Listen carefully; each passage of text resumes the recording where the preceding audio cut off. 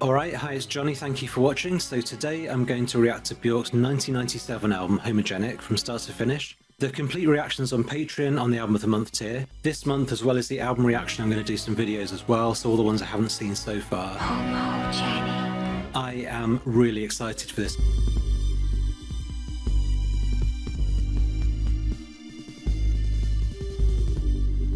If travel is searching and home what's been found, I'm not stopping.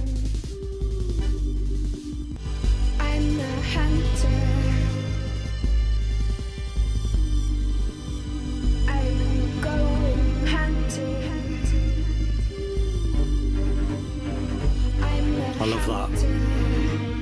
That is stunning.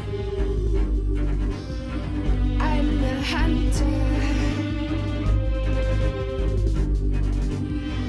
I'm the hunter.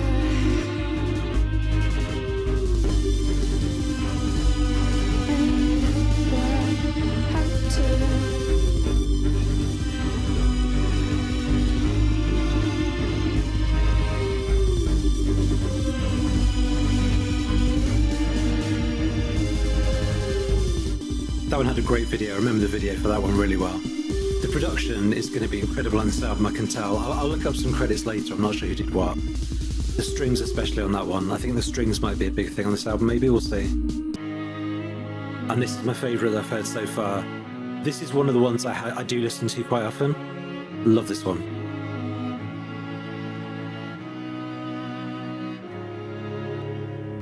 All that no one sees, you see what's inside of me. Every nerve that hurts, you heal deep inside of me. Ooh, you don't have to speak, I feel emotional landscapes. They pass on me, and you get salt, and you push me up to this state of emergency. How beautiful to be state of emergency is where I want to be. State of emergency. How beautiful to be state of emergency.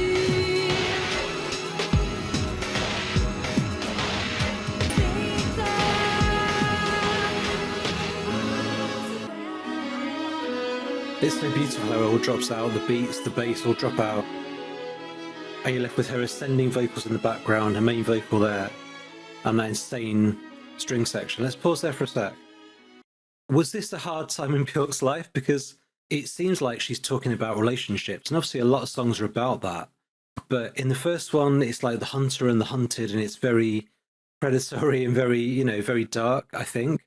And then this one, I'm not saying it's negative, but it's like emotionally intense. Like, she is in a state of emergency and she's trying to understand emotional landscapes. They puzzle me, which kind of reminds me of that line from Human Behavior, where it's like, they're terribly moody. She's kind of talking about humans as if she's not one of them. I'm not sure if that's her thing. You'll never return when you come back. We'll have to make you new love. When you come back, we'll have to make you new love. When you come back, Oh, man. to make new love. Those vocals are incredible.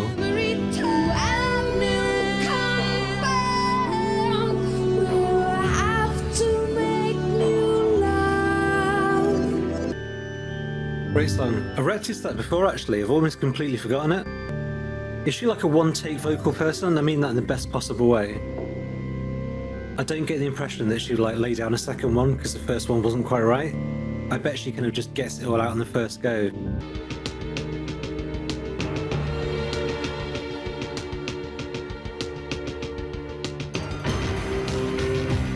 Again, it kind of sounds a bit militaristic, almost like that first song. The really strict rhythm to it, a bit like a marching thing, a bit very ominous.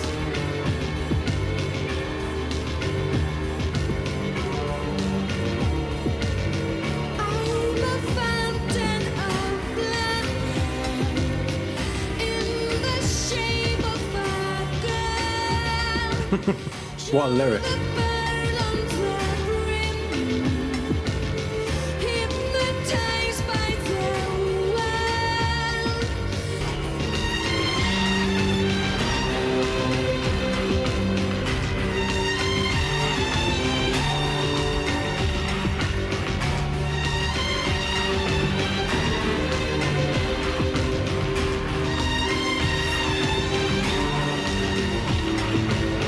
I'm a whisper in the water, secrets for you to hear.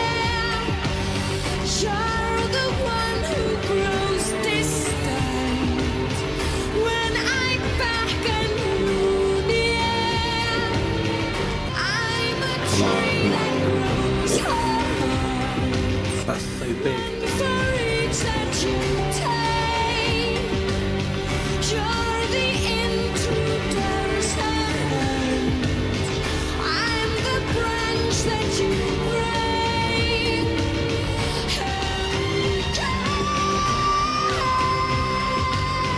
This is a great album so far. I am loving it. It's fantastic. I mean, I've heard those songs before. All four of them I've reacted to about 2 years ago, and Yoga is the only one I've really kind of gone back to a lot since then. They make way more sense, first of all, with the audio without the video. That's a whole different thing. I love her voice, obviously. I mean, her voice is like, you know, you could write books on it. She can sing. I mean, she can sing the hell out of this. There's no note that she doesn't hit. And she's going high, low, she's doing everything. Don't get angry with yourself. Don't get angry with yourself. I'll heal you with a razor blade. Okay. I'll cut a slit open, an luminous beam heals you, honey, heals you. I love that for all the abstract lyrics and the slightly weird stuff, you get these direct lines out of nowhere. I'll heal you. I will heal you. That's a hell of a line. Just so well done. It's just so well made. And it's a headphones record too. Got to have headphones on. You think you deny me of something? Well, I've got plenty. You're the one who's missing out, but you won't notice until after 5 years. If you live that it up. long, you'll wake up all loveless. Oh my god. That's brutal. Then they can't handle.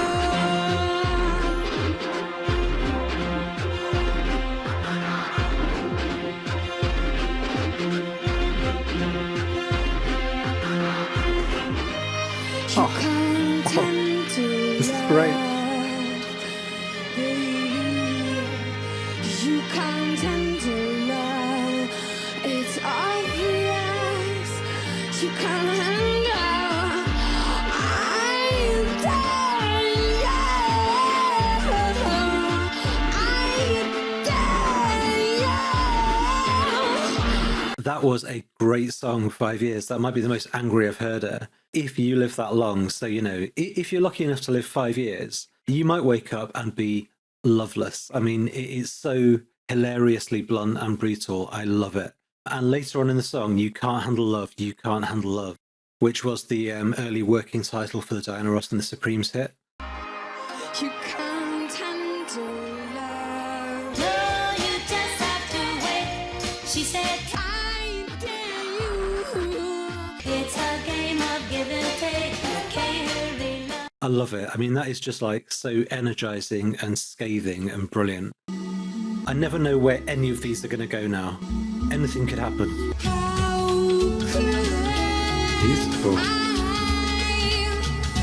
be so immature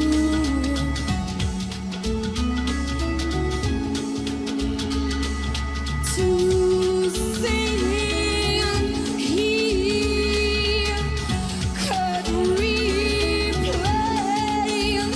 could replace the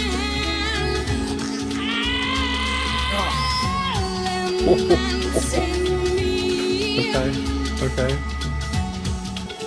I love the lyrics of that one. Basically saying she's got something missing. How could I have thought that a man could heal that hole inside me? How lazy of me to think that a man or someone else, anyone, could cure my problems, could help me. I love the beats on this. They're so dirty, industrial, distorted. I have rocked this earth and watched people.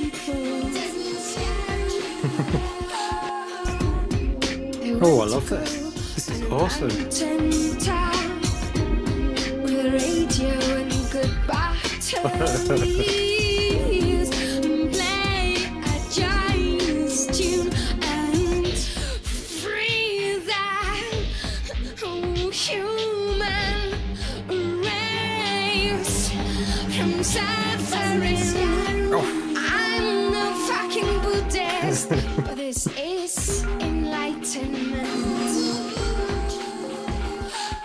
Brilliant. The less room you give me, the more space I've got. Oh my god. Fucking brilliant. Wow.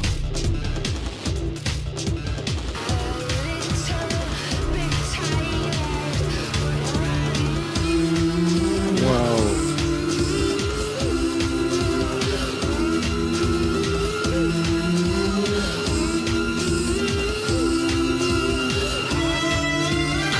Oh my god.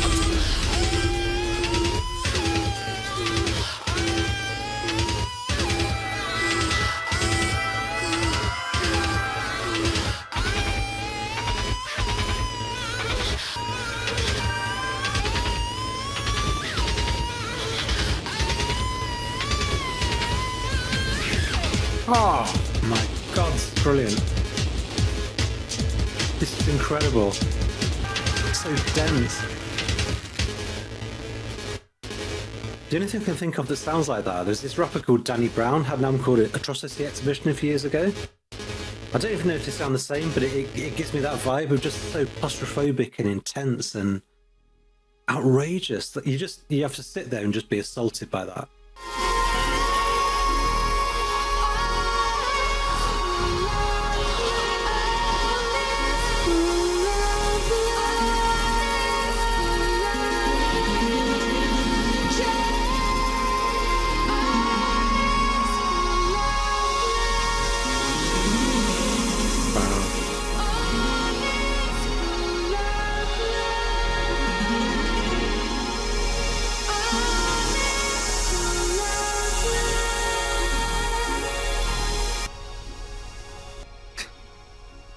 I said it's too short. It's not. It's perfect. I like short albums anyway. I don't like big long ones. So that is absolutely perfect. All right, welcome back. It's a bit later that evening, and those extra couple of hours haven't really helped me organise my thoughts on this one. What a stunning album. I'm going to talk for about 5 minutes about it, and I'm not even going to scratch the surface on like how great this thing is. Very, very enjoyable. Not like cold and experimental and weird like I thought it would be, although it kind of was a bit, but full of heart, full of love, just full of like the pure joy of creating music, of communicating with people. Like it was just so, I don't know, it reached out, it grabbed me in a lot of different ways. I've written some notes of just like some headings that I want to talk about, because otherwise I'm just going to gush. I feel like she may have come out of a relationship at this time or been going through a bit of a hard time. I mean, we all are at times, but I mean, some of the stuff there was quite autobiographical, I think. 5 years, that was just hilarious, like very harsh, very brutal the way she was talking about that ex-lover or that person. On the really ominous opening track, Hunter, she's hunting for love, she's hunting for someone, something. But then by the second track, Yoga, that feels more positive. It feels like she's kind of overawed by something, by love, but also by literally the landscapes around her. I think that's about Iceland or some place in Iceland, isn't it? But I would guess that it's not just about that. It's about, you know, more than one thing. And not forgetting Bachelorette. Now, it would be kind of hard to pick a best song off this, but that might be up there. Incredible lyrics on that one. There was that line, I wrote it down, a fountain of blood in the shape of a girl. Who else writes lyrics like that? And then one that's a bit more kind of comprehensible and relatable. Love is a two-way dream. Again, a very simple idea put poetically, like no one else has done or is going to do. You know, again, love is a two-way dream. Inspiring but also scary at the same time. It might not be real. Love is a dream and it's a two-way thing. And maybe if one of those ways falls down, you're just dreaming by yourself. I don't know. I'm trying to kind of break it down.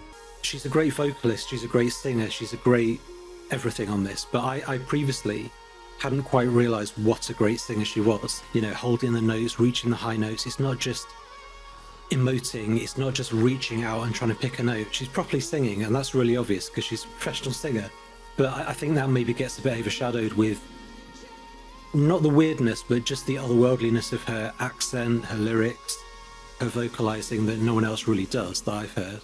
But she can flat out sing. Everything about that is cutting edge. And it all comes from her, I'm guessing. But, you know, collaboration is a skill, and, you know, I just think everything came together for this one. I have heard the first two albums, and they're not as good as this. They might have, like, more catchy singles at times and very different vibes to each other. This seems like a bit of a dive into the unknown for her, you know. I couldn't be more impressed, as you can tell. I want to know a bit from you about also what it means to you. You've been listening to this for 28 years, and I haven't. And if that makes you feel old, I'm very sorry. But, you know, I could have heard this at the time. And that brings me to my last point, which is what was I listening to when this came out? And why was I not listening to this? In 1997, I was 17. Radiohead OK Computer was massive for me that year, but more so Spiritualized, Ladies and Gentlemen Floating in Space, and Portishead. They're about the only two, Spiritualized and Portishead, that I think kind of anywhere near compared to this in terms of being great, being timeless, and being forward-thinking. But I, as like a 17-year-old enemy reading teen, was just not ready to hear it from her. Didn't quite get BJORK at the time. My loss, but, you know, better late than never. Thank you for watching. Please give me your thoughts, and I will do another reaction this month at least, with all of the music videos as well. Thanks, bye.